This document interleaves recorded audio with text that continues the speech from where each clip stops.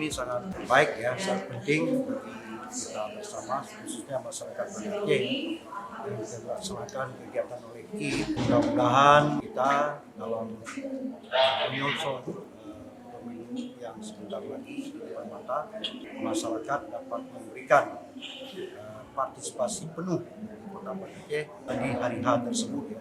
Kemudian juga kita berharap sosialisasi ini kita boleh berbeda pilihan, yang penting jaga kebersamaan, jaga kerukunan, jangan sampai beda pilihan terjadi konflik yang tidak kita perlu, bisa kita harapkan. Kemudian juga hari ini menyelenggarakan kepada seluruh perangkat kampung, ya, mulai kecil, wapet, tokoh pemuda, dan mudah-mudahan melalui perangkat kampung tersebut dapat terus mensosialisasi kepada masyarakat sehingga masyarakat dapat berpartisipasi penuh pada hari tersebut.